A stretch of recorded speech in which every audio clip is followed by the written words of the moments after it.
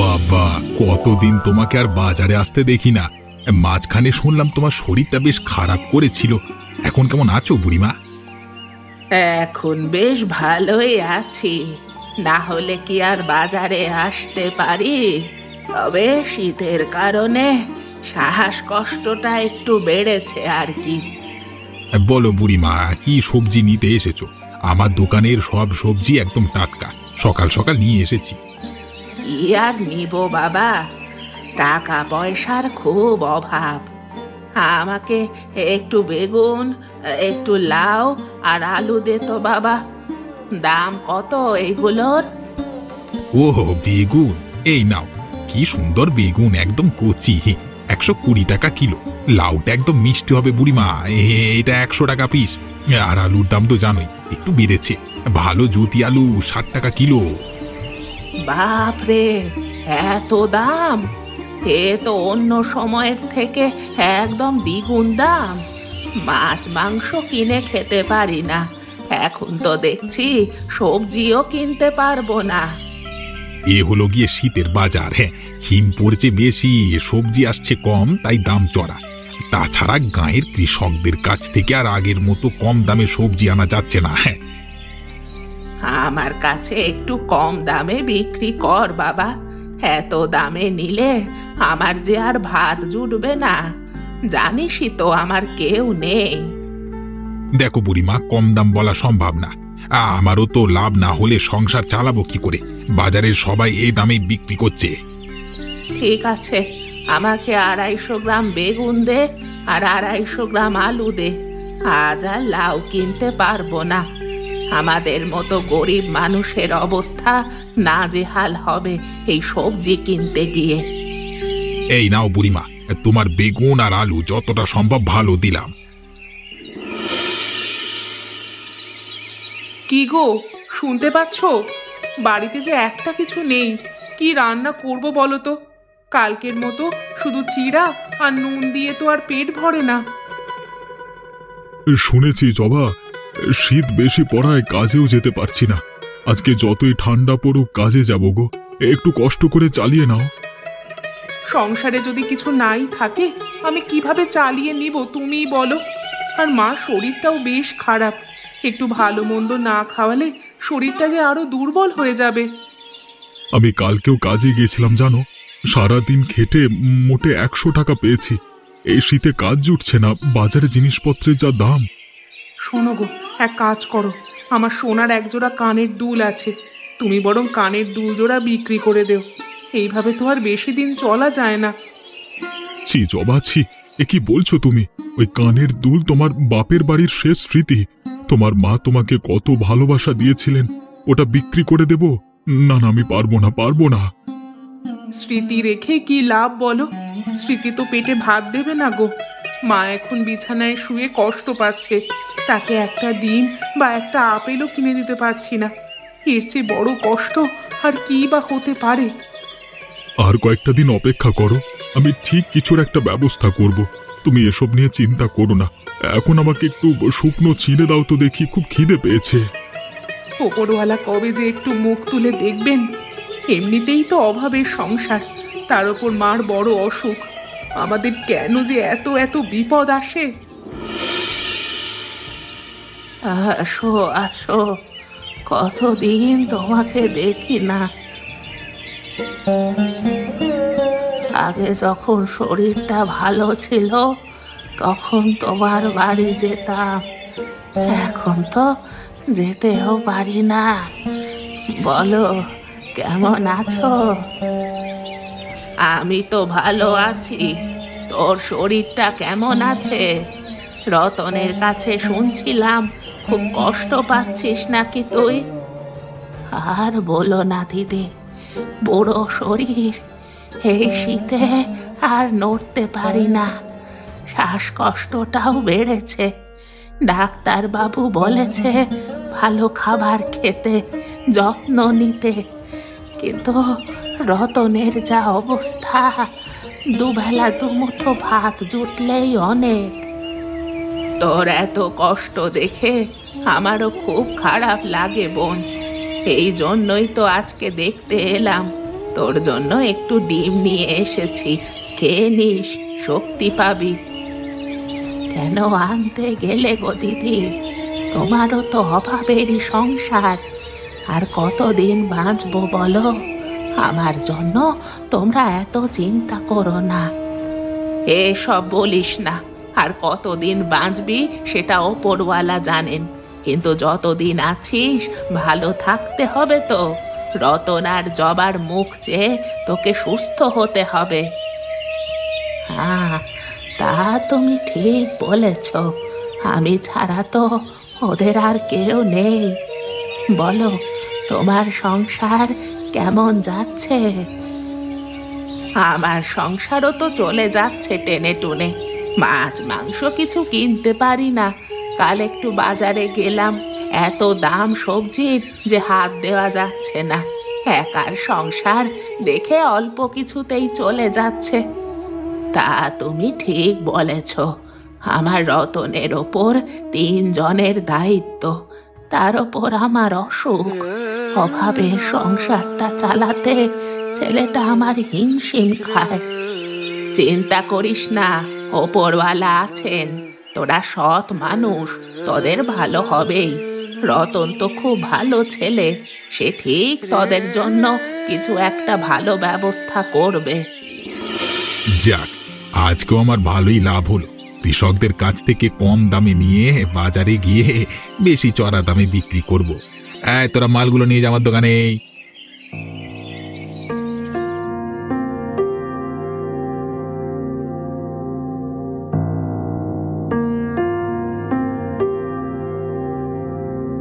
বাবা খগেন, কেমন আছো? তোমার ব্যবসা তো বেশ ভালোই চলছে। আমি ভাবতে পারিনি তুমি এত বড় চালাকি করো আমাদের সাথে। আরে বুড়িমা, তুমি দাঁড়িয়ে দাঁড়িয়ে কি দেখছো? আর কখন এলে? অনেক কিছুই দেখলাম বাবা।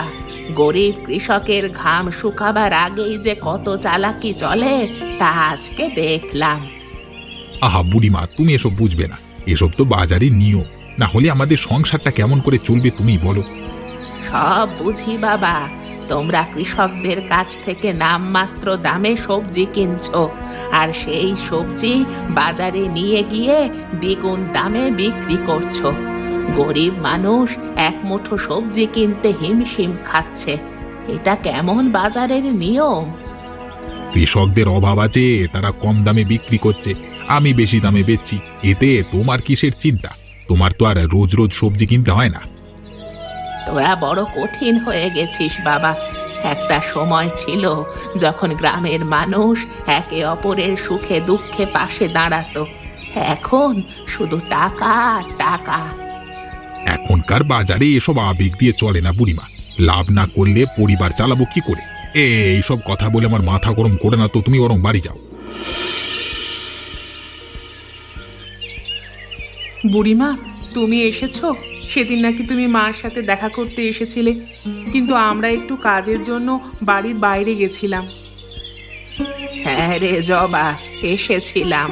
তো শাশুড়ির শরীরটা খুব খারাপ, দেখে মনটা ভালো নেই। বুড়িমা, তুমি কেমন আছো বলো? তোমার নিজের শরীরটা ভালো তো? এই শীতে তোমার শ্বাসকষ্ট বাড়ে। আমার চিন্তা করিস না জবা, মোটামুটি চলে যাচ্ছে। তোদের এই অবস্থা দেখে যে আর থাকতে পারলাম না, তাই এলাম। শীতে কাজ নেই, মায়ের ওষুধের খরচ, পেট চালানোই দায়। কালকে তো কানের দুল জোড়া বিক্রি করে দিতে চাইলাম, কিন্তু তোমার ছেলে বিক্রি করতে দিল না। শোন, তোদের ভালোর জন্য সকাল সকাল চলে আসলাম একটা বুদ্ধি দিতে। এতে তোরা বেশ ভালোভাবেই সংসার চালাতে পারবি। আমরা জানি তুমি আমাদের ভালো চাও। কি বুদ্ধি বুড়িমা, বলো। আমি সেদিন বাজারে গিয়েছিলাম, সবজির যা দাম, কিন্তু কাল আমি খগেনকে দেখলাম গাঁয়ের কৃষকদের কাছ থেকে নামমাত্র দামে সবজি কিনতে। আমরা বাজারে 120 টাকায় বেগুন কিনি, অথচ খগেনে গাঁ থেকে ওই 30-40 টাকায় কিনছে। এ কি বলছো বুড়িমা? এত বড় চালাকি! মানুষের সাথে এত বড় বাটপারি করা ঠিক না। ঠিক বলছি রে মা, এই শীতে সবজির ব্যবসা খুব লাভজনক। তোরা যদি সেই কৃষকদের কাছ থেকে সবজি কিনে বাজারে বেচতে পারিস তাহলে বেশ 2 পয়সা আসবে। আমি কালকেই আমার সোনার কানের দুল জোড়া বন্ধক রেখে আসবো, টাকা হলে আবার ছাড়িয়ে আনবো। শোন মা, খগেনরা তো অতিরিক্ত দাম চাইছে, কিন্তু তোরা যদি একটু কম দামে বিক্রি করিস তোদের বিক্রিও বেশি হবে আর লাভও হবে। আর দেরি করিস না, কাজ শুরু করে দে।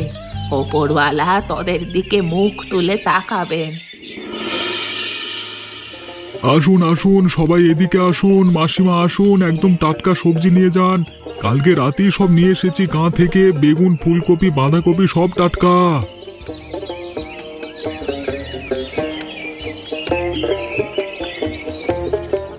কিরে, হঠাৎ তোরা সবজির ব্যবসাতে? কিন্তু তোরা যে দামে বিক্রি করছিস এতে আমাদের ক্ষতি হচ্ছে তো। আমাদের দোকানের কেউ যাচ্ছে না।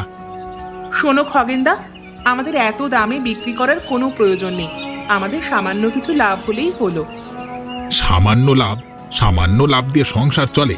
রন, কালকে এসে যদি দেখি তোরা এ দামে বেচছিস তাহলে কিন্তু ভালো হবে না। বাজারের একটা নিয়ম আছে, সেটা মানতে হয়। নিয়মটা তো আপনারা তৈরি করেছেন খগেনদা। কৃষকদের কাছ থেকে কম দামে নিয়ে বাজারে দ্বিগুণ দামে বিক্রি করা, এটা কি কোনো ভালো নিয়ম? আমরা গরিব, কিন্তু এত বড় অন্যায় আমরা করতে পারি না। শোন জবা, এত সাধু সাজিস না। তোরা নতুন এসেছিস, বেশি বাড়াবাড়ি করিস না। এ বাজারে থাকতে হলে আমার কথা শুনতে হবে। না দাদা, আপনার এই অন্যায় আবদার আমরা শুনতে রাজি নই। আমাদের অল্প পরিমাণ লাভ হলেই হলো। আমার মুখে মুখে কথা বলার দাম তোদের একদিন দিতে হবে।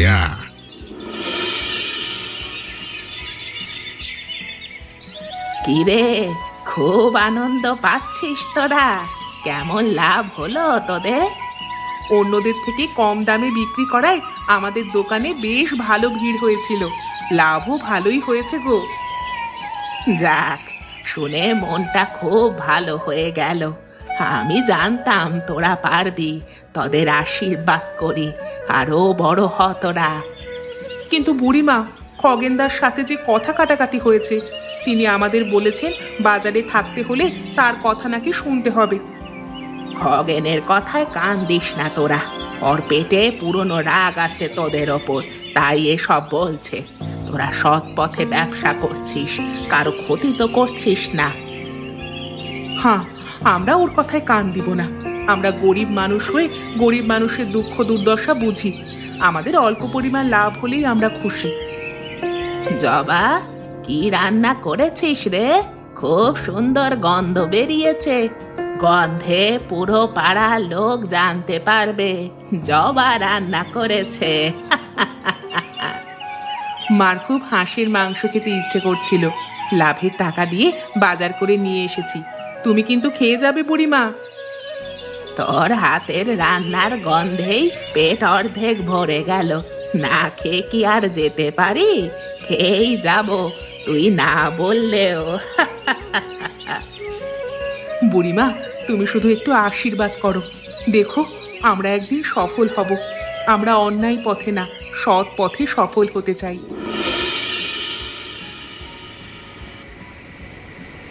কি গো, তোমার মনটা খারাপ মনে হচ্ছে? কিছু হয়েছে কি? রাতেও ঠিক মতো কিছু খেলে না। শরীর খারাপ নয় গো, আমার মনটা খারাপ। আমার মুখের উপর আজ পর্যন্ত কেউ কথা বলবার সাহস দেখায় না, আর আজকে ওই রতন আর রতনের বউ আমার মুখের উপর কথা বলেছে। তুমি একজন প্রভাবশালী ব্যবসায়ী, তোমার মুখের ওপর কথা বলার সাহস ওদের হয় কি করে? হ্যাঁ, তাছাড়া শুনলাম ওরা নাকি কম দামে সবজি বিক্রি করছে। হ্যাঁ, কিন্তু লোকসান না করি তো কম দামে বেচছে, বেশ ভালোই লাভ করছে। এভাবেই চলতে থাকলে তো আমরা পথে বসবো। তুমি শান্ত হও, ওদের ব্যবসা দেখে রাগ না করে ওদের ক্ষতি করার কথা ভাবো। শক্তি দিয়ে নয়, বুদ্ধি দিয়ে কাজ করতে হবে। আর পুরনো প্রতিশোধ নেওয়ারও এটাই সুযোগ। কিন্তু কিভাবে? সব সময় রতন আমার ক্ষতি করবার চেষ্টা করে। আগের বারের কথা ভুলিনি আমি গিন্নি, তুই কিছু একটা করো। এত চাপ নিচ্ছ কেন গো? আমি আছি তো, আমি সব সামলিয়ে নিব। একটা কথা মনে রেখো, বাজারে কিন্তু খারাপ জিনিস সস্তায় বিক্রি হয়, বলে না সস্তার তিন অবস্থা। বাহ, খুব দারুণ বুদ্ধি। এই না হলো আমার গিন্নি, বুদ্ধিটা আমি কালকেই কাজে লাগাবো। কাল সকাল থেকেই বাজারে রটিয়ে দাও, এত সস্তা দামে ভালো সবজি পাওয়া যায় না। ওরা গাঁ থেকে সব পচে যাওয়া মাল এনে রং মাখিয়ে বিক্রি করছে, ওই সবজি খেলে পেটের অসুখ হবে। তোর জন্যই আমার মনটা আবার শান্ত হলো। কালকে সকাল থেকেই এ কাজ শুরু করতে হবে। রতনের সবজি ব্যবসা আমি লাটে তুলে ছাড়বো। হ্যাঁ নিতাই বাবু, আরে আসুন আসুন, বেশ টাটকা সবজি নিয়ে এসেছি। এমন সবজি আপনি পুরো বাজার জুড়ে পাবেন না। আরে খগেন, কেমন আছো? তোমার দোকান থেকে তো রোজই কিনি, কিন্তু দামটা বেশি মনে হচ্ছে। শুনুন বাবু, আমি খারাপ জিনিস বিক্রি করি না। টাটকা ভেজাল মুক্ত সবজি তো, তাই দামটা একটু বেশি। দাম তো সব সময় বেশি থাকে, কিন্তু আজকে শুনলাম রতন আর জবা নাকি তোমাদের থেকে অনেক কম দামে সবজি বিক্রি করছে। ওদের নাকি খুব ভিড়। ভিড় তো হবেই বাবু, এত কম দামে ভালো জিনিস পাওয়া যায় না নিতাই বাবু। ওরা গাঁ থেকে পচা সবজি এনে রং মেখে বিক্রি করছে। ও সব খেলে পেটে অসুখ বাঁধবে। গরিব মানুষ সস্তায় পাচ্ছে, তাই ওরা কিছু যাচাই বাছাই না করে কিনছে। তাই নাকি? রতনের মতো সহজ সরল ছেলে এমন কাজ করবে? আমি তো বিশ্বাস করতে পারছি না। খগেন, তুমি কি নিশ্চিত হয়ে বলছো? একদম নিশ্চিত। আপনার যদি বিশ্বাস না হয়, আপনি ওর দোকান থেকে একটা বেগুন কিনে দেখুন। এত সস্তায় ভালো সবজি দিলে আমাদের মতো ব্যবসায়ীরা কি খেয়ে বাঁচবে? সস্তার তিন অবস্থা বুঝলেন তো নিতাই বাবু? ঠিক আছে খগেন, আমি আর ওর দোকান থেকে কিছু নেব না। জেনে শুনে সব পচা খাবার খেয়ে শরীরের ক্ষতি করতে পারি না। দাও দাও, আমাকে তোমার টাটকা সবজি দাও। আজকে আপনি শিক্ষিত আর বুদ্ধিমান বলে সহজেই সবকিছু বুঝে গেলেন। এই নিন বাবু টাটকা সবজি। দাম বেশি, কিন্তু শরীরে ক্ষতি করবে না।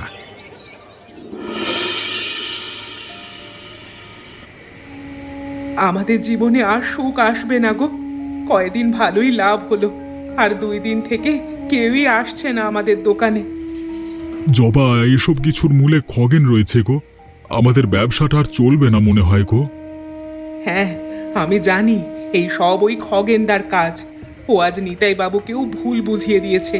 সারা বাজারে বলে বেড়াচ্ছে আমরা নাকি পচা সবজি বিক্রি করি। কেউ একবারও আমাদের যাচাইও করলো না।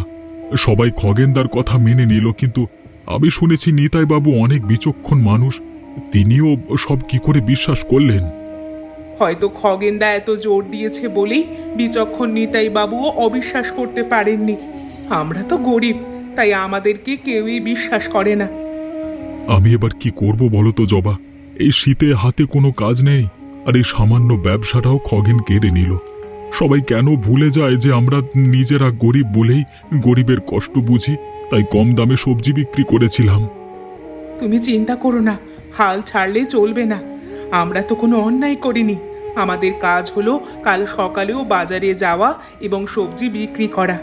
যদি আমাদের সবজি সত্যিই টাটকা হয়, তবে একদিন না একদিন সবাই বুঝতে পারবে। যদি কালও কেউ না আসে, তাহলে তো সবজি পচে যাবে, আমাদের পুঁজিটুকুও শেষ হয়ে যাবে। দেখাই যাক না, তুমি আর আমি একসাথে লড়বো। আর আমি জানি নিতাই বাবুও একজন ভালো মানুষ। হয়তো তিনি আবার ফিরে এসে আমাদের সবজি যাচাই করবেন। ওপরওয়ালা হয়তো এইভাবেই আমাদের পরীক্ষা করছেন। জানি না ওপরওয়ালা আমাদের ভাগ্যে কি লিখে রেখেছেন। কেবল ভাবলাম একটু সুখের মুখ দেখব, তার আগেই সব শেষের দিকে। দেখা যাক কি হয় শেষ পর্যন্ত। উফ, সকাল সকাল গিন্নির পেঁচাল দিয়ে আমার দিন শুরু হয়। ভুলিয়ে গেছি টাকা আনতে। সেদিন পকেটে 100 টাকা ছিল, সবজির যা দাম। এখন এই টাকা দিয়ে কি হবে? না নিয়ে গেলেও তো আবার পেঁচাল শুরু হবে। নিতাই বাবু, ও নিতাই বাবু, আমাদের দোকানে আসুন, একদম টাটকা সবজি পাবেন। কিন্তু জবা, আমি শুনলাম তোমাদের দোকানের সব ভেজাল দেওয়া আর রং দেওয়া সবজি। এসব গেলে শরীরের ক্ষতি হবে তো। নিতাই বাবু, খগেনদা আপনার কানে ভুল কথা ঢেলেছে। আমরা সামান্য লাভ রেখে চলি বলেই কম দামে বিক্রি করি। আমরা গরিব বলে গরিবদের কষ্ট বুঝি, তাই বেশি দাম চাই না। ঠিক আছে, আমি একটা জিনিস পরীক্ষা করতে চাই। তোমরা তোমাদের সবজিগুলো জলে ভিজিয়ে রাখো 1 ঘন্টা। যদি সত্যি রং মিশিয়ে থাকো তাহলে সব বোঝা যাবে। ঠিক আছে বাবু, আপনি যাচাই করুন। আমাদের মনে কোনো ভয় নেই, আমরা সৎভাবে ব্যবসা করি। বাবু, আমি এখনই সবজিগুলো ভিজিয়ে রাখছি, আপনি দেখুন কি হয়। বালতির জল তো একদম স্বচ্ছ, 1 ফোঁটাও রং লাগেনি, একদম টাটকা, কোনো রং বা ভেজালের চিহ্ন নেই। সত্যি খগেন অনেক বড় বাটপার। আমি আগেই জানতাম রতন কোনোদিন খারাপ কাজ করতে পারে না। খগেন শুধু শুধু ওর নামে বদনাম রটাচ্ছিল। রতন, জবা, আমি সত্যি তোমাদের কাছে লজ্জিত। খগেনের কথা শুনে আমি ভুল বুঝেছিলাম। আপনি যে শেষ পর্যন্ত ঠিকটা ধরতে পেরেছেন, এই জন্য আমরা আপনার কাছে কৃতজ্ঞ।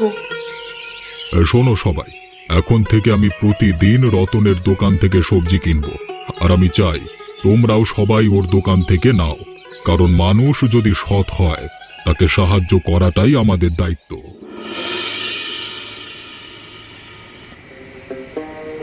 দেখেছো গো, সত্যের জয় হলো। সৎ পথে থাকলে কোনো বিপদ আসে না।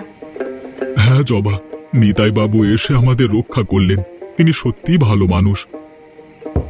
কিন্তু দরজাটা কে যেন ধাক্কা দিল মনে হচ্ছে। এই রাতের বেলা হঠাৎ দরজায় কে আসলো বলো তো? যাও তো দেখে এসো। এ কি খগেন দাদা, তুমি এসেছো? কোনো কি দরকার? আরে আসো আসো, ভেতরে আসো। আমাকে তোমরা ক্ষমা করে দাও, আমি নিজের ভুল বুঝতে পেরেছি, আমি অনেক বড় অন্যায় করেছি। আপনার এই অনুশোচনা দেখে আমি বড় খুশি হলাম দাদা। আমরা গরিব বলে কম দামে বিক্রি করি, যেন গরিব মানুষও সবজি কিনতে পারে। আমার ভুল হয়ে গেছে জবা, আমি তোমাদের সৎ পথে চলবার পথে বাধা দিয়েছি।